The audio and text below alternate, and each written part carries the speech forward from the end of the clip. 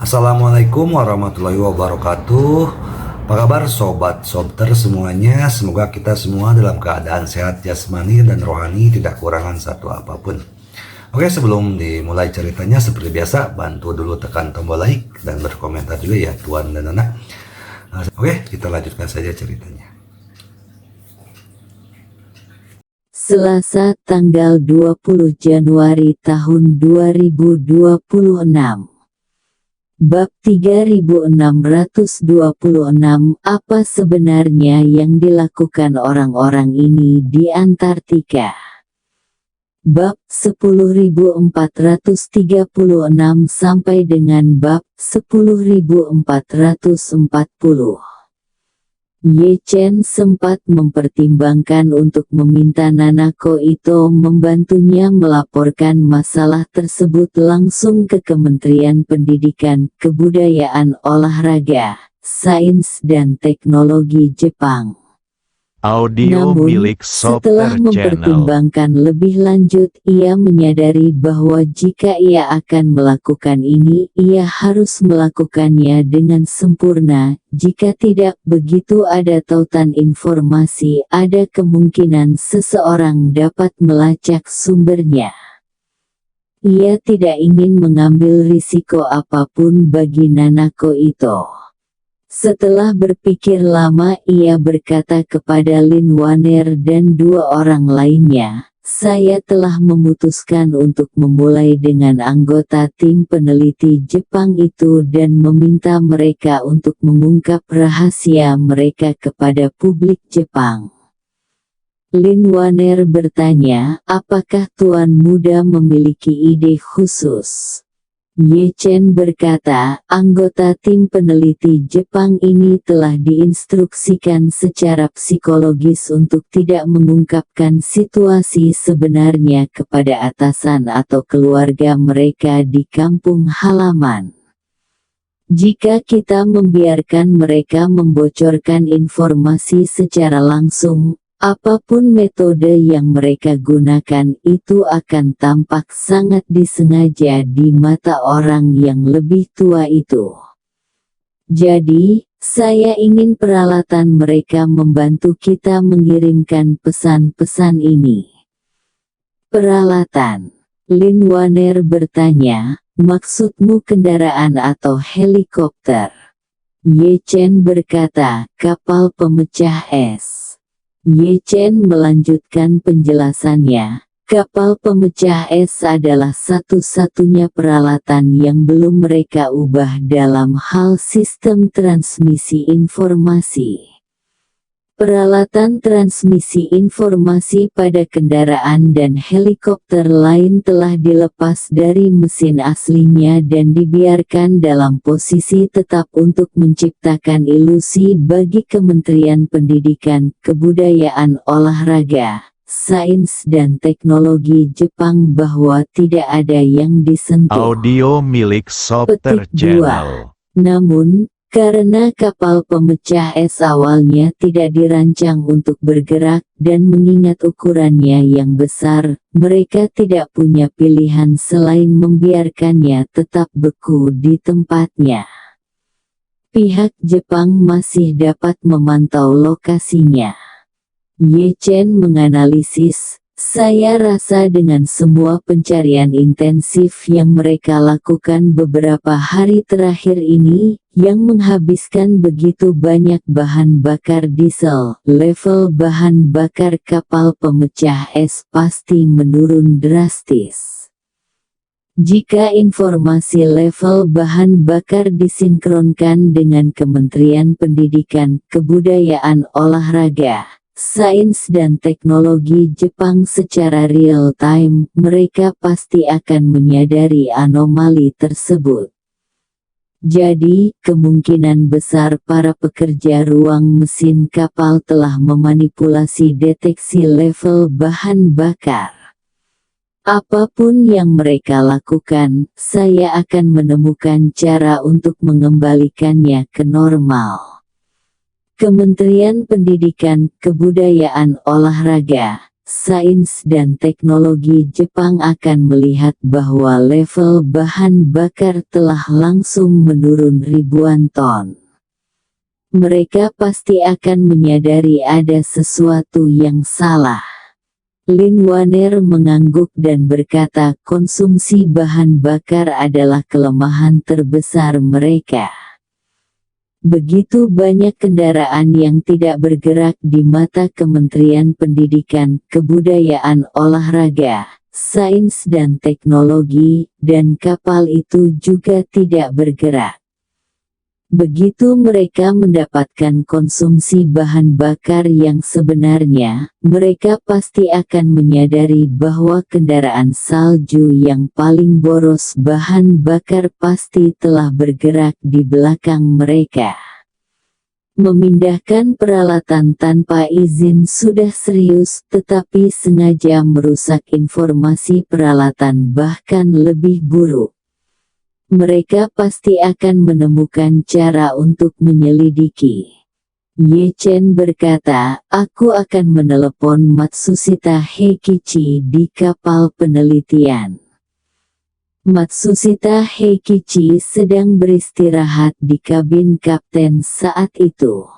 Setelah seluruh kapal rusak, dia pada dasarnya tidak memiliki pekerjaan nyata dan hanya menunggu kematian setiap hari.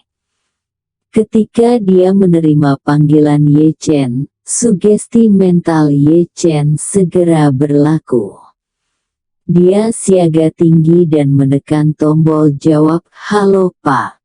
Ye Chen bergumam setuju dan bertanya, apakah data yang Anda laporkan ke Kementerian Pendidikan, Kebudayaan, Olahraga, Sains dan Teknologi setiap hari termasuk tingkat bahan bakar Anda yang tersisa? Tentu saja, jawab Matsushita Heikichi. Tangki bahan bakar ini memiliki sensor level elektronik dan pelampung sensor fisik yang menghitung data setiap menit dan secara otomatis mengunggahnya ke cloud, sehingga Kementerian Pendidikan, Kebudayaan, Olahraga, Sains dan Teknologi dapat melihatnya kapan saja. Ye Chen bertanya lagi, apakah Anda memanipulasi informasi level bahan bakar? Ya, kata Matsushita Heikichi. Tuan menginstruksikan kami bahwa kami sama sekali tidak boleh membiarkan pihak berwenang dalam negeri menyadari Audio adanya milik sesuatu Soter yang tidak Channel. beres. Jadi saya mengatur beberapa pekerja ruang mesin untuk melepas sensor level elektronik dan modul pelaporan kesalahannya. Pelampung sensor fisik juga dimanipulasi. Ketinggiannya dikendalikan secara artifisial untuk menciptakan ilusi konsumsi bahan bakar yang lambat. Ye Chen berpikir dalam hati, seperti yang saya duga, lalu bertanya, metode apa yang Anda gunakan? Matsushita Heikichi menjawab, kami menggunakan magnet yang kuat untuk menggantung motor mikro kecil dari bagian atas tangki bahan bakar di dalam tangki bahan bakar. Motor itu dikendalikan oleh mikrokontroler dan motornya. Gulungan diaktifkan, perlahan menurunkan pelampung untuk menciptakan informasi level bahan bakar palsu. Ye Chen bertanya kepadanya, apa yang akan terjadi jika motor mikrokontroler mengalami kerusakan, menyebabkan pelampung dengan cepat kembali ke level bahan bakar sebenarnya? Matsushita Heikichi menjawab, itu akan sangat menakutkan. Sistem akan menginterpretasikannya sebagai konsumsi bahan bakar yang sangat cepat mencapai ribuan ton dalam beberapa detik atau puluhan detik antara dua pembacaan data. Ini jelas jauh melebihi konsumsi bahan bakar kapal pemecah es kita, jadi sistem akan segera mengklasifikasikannya sebagai kebocoran bahan bakar dan kebocoran berkecepatan tinggi pula yang memicu sinyal darurat level 1. Baiklah, tanya Ye Chen, jika saya perlu Anda menghancurkan perangkat ini, bisakah Anda melakukannya tanpa ada yang menyadarinya? Tidak sulit, kata Matsushita Heikichi, saya dapat mengubah parameter program mikrokontroler, membuatnya dengan cepat membalikkan gigi dan menurunkan pelampung pada waktu tertentu. Setelah selesai, saya dapat menulis ulang mikrokontroler untuk mengembalikannya. Data tidak akan dapat dipulihkan, dan tidak ada yang akan tahu bahwa saya telah mengutak-atiknya. Ye Chen tersenyum dan berkata, baiklah, kalau begitu tunggu pesan saya. Lakukan segera jika diperlukan. Karena perjalanan ini melibatkan hampir 3.000 km dan kondisi jalan yang kompleks, Kikuchi Kohei secara khusus mengatur agar sebuah truk tangki menemani konvoi mereka. Jika tidak, jangkauan setiap kendaraan tunggal akan jauh lebih pendek dari 3.000 km. Terlebih lagi, lingkungan yang keras di sini akan membutuhkan sejumlah besar bahan bakar untuk pemanasan dan penghangatan peralatan, sehingga konsumsi bahan bakar secara keseluruhan akan semakin mencengangkan. Setelah truk Audio tangki milik ditambahkan Software ke Channel. konvoi, Kohei Kikuchi memeriksa kondisi semua kendaraan dan, setelah memastikan semuanya dalam keadaan baik, berkata kepada Wu Bolin, "Tuan, kita bisa berangkat sekarang." Wu Bolin mengangguk dan berkata kepada Kohei Kikuchi, "Berangkat segera." Konvoi, yang terdiri dari 4 mobil salju dan 1 truk tangki, segera berangkat melakukan perjalanan ke barat daya sepanjang garis pantai sebelum berbelok ke barat laut, menyelesaikan rute berbentuk U. Perjalanan satu arah mereka akan memakan waktu sekitar 8 hari, memungkinkan Ye Chen untuk memantau pergerakan mereka secara real-time berdasarkan lokasi truk tangki. 4 hari setelah kepergian Wu Bolin, Ye Chen menelepon Heikichi Matsushita dan memberinya instruksi, "Kamu bisa mengoperasikan pelampung sekarang." Matsushita segera menjawab, "Baik, Pak, mohon tunggu sebentar." Setelah menutup telepon, Matsushita langsung pergi ke tangki bahan bakar dan menulis ulang program untuk mikrokontroler sistem kendali. Matsushita Heikichi segera menjawab, "Baik, Pak, mohon tunggu sebentar." Setelah menutup telepon, Matsushita pergi ke tangki bahan bakar dan menulis ulang program mikrokontroler untuk sistem kontrol yang disarankan. Kemudian dia kembali ke ruang kerjanya, dan setelah 5 menit, seluruh kapal dipenuhi alarm. Alarm AI sistem berbunyi keras melalui pengeras suara, diduga terjadi kebocoran bahan bakar, segera periksa. Karena pemicuan keadaan darurat level 1, semua orang di kapal menjadi waspada. Teknisi ruang mesin segera pergi ke tangki bahan bakar untuk memeriksa situasinya. Setelah menemukan bahwa pelampung mengalami kerusakan, dia segera menaikkannya kembali dan memasukkan kata sandi secara manual untuk menonaktifkan alarm. Seluruh alarm berlangsung sekitar 3 menit. Selama 3 menit itu, Kementerian Pendidikan, Kebudayaan, Olahraga, Sains dan Teknologi Jepang gempar. Saat alarm dipancarkan, sistem kementerian mengirimkan pesan sinkron ke administrator sistem senior. Ketika mereka melihat bahwa kapal penelitian telah mengeluarkan peringatan darurat level 1 untuk kebocoran bahan bakar yang cepat, mereka semua ketakutan. Lagi pula, kapal penelitian ini adalah satu-satunya kapal pemecah es berat Jepang. Jika terjadi sesuatu padanya, seluruh negara akan kehilangan kemampuan pemecah esnya untuk jangka waktu singkat. Saat para petinggi menanyakan hal tersebut kepada kapal penelitian, jawabannya membuat mereka bingung.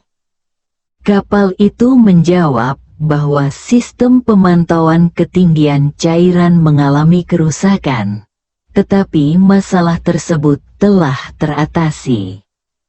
Tampaknya seperti alarm palsu, tetapi staf yang jeli segera merasakan ada sesuatu yang tidak beres. Kerusakan pada sistem elektronik ketinggian cairan memang mungkin terjadi. Lagi pula, masalah sensor bukanlah hal yang jarang terjadi. Namun, kerusakan pada pelampung fisik cukup aneh.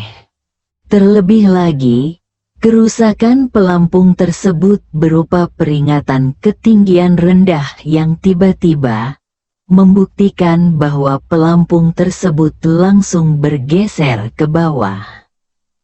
Tetapi pelampung adalah badan berongga dan tertutup yang terbuat dari bahan tahan korosi, seperti papan apung yang digunakan untuk belajar berenang.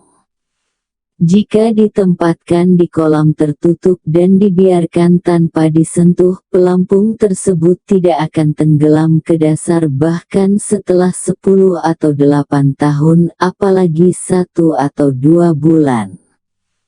Ini berarti bahwa meskipun pelampung di tangki bahan bakar mungkin tersangkut, pelampung itu tidak akan pernah tiba-tiba tersangkut di dalam bahan bakar. Itu menentang hukum fisika.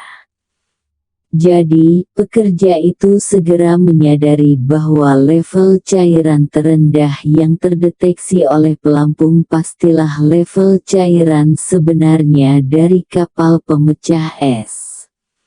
Alasan mengapa level serendah itu tidak terdeteksi sebelumnya pasti karena ada sesuatu yang membatasi kecepatan penurunannya. Dia membuka data kapal pemecah es dan, menggunakan perbedaan ketinggian pelampung antara kedua pengukuran tersebut, segera menentukan bahwa kapal pemecah es telah melaporkan konsumsi bahan bakarnya kurang dari seharusnya setidaknya sebesar 1.300 ton. Sebuah pikiran terlintas di benaknya, diam-diam menggunakan 1.300 ton bahan bakar. Apa yang dilakukan orang-orang ini di Antartika? Bersambung.